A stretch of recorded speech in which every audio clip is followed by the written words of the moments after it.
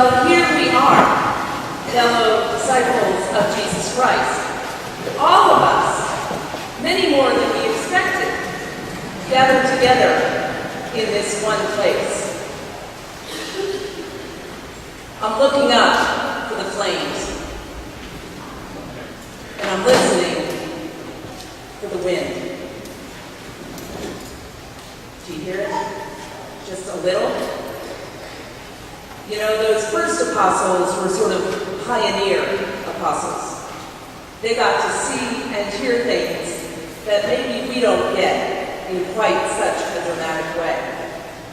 But worry not. The day of Pentecost has indeed come, even if we aren't getting quite those outward pioneering signs of its presence. When I was growing up, my family prided itself on being sort of a pioneer family. Now, I say pioneer with the idea that we were a suburban family who lived in a nice 3-bedroom colonial in northern New Jersey and drove what was then not called a minivan, but just a van.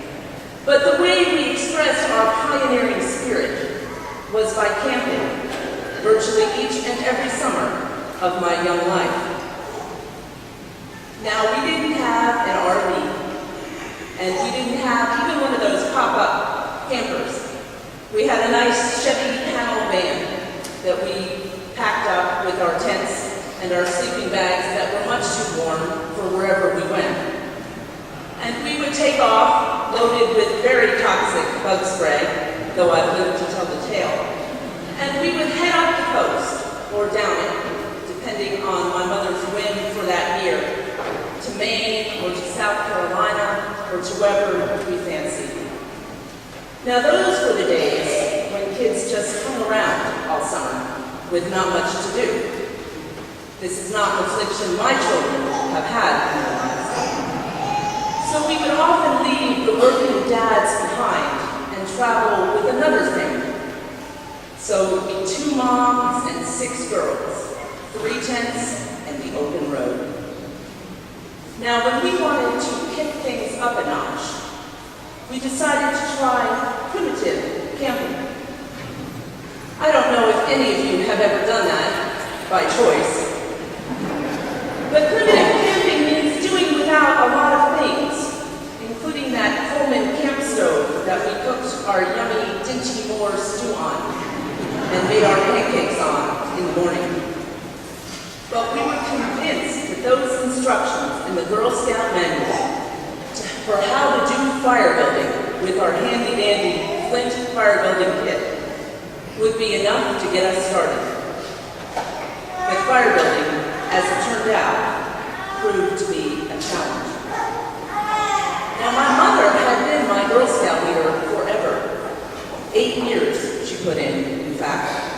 And she had, no doubt, been to whatever training they had in those days. But clearly, the fire building course hadn't taken. So no matter how hard we worked with that build a fire with a flint kit that we had dutifully brought with us, nothing happened.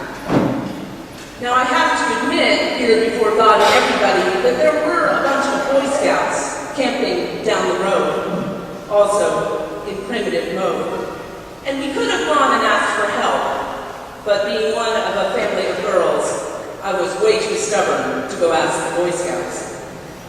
And so instead, I looked the other way when my mother sneaked over to another campsite and borrowed a lighter.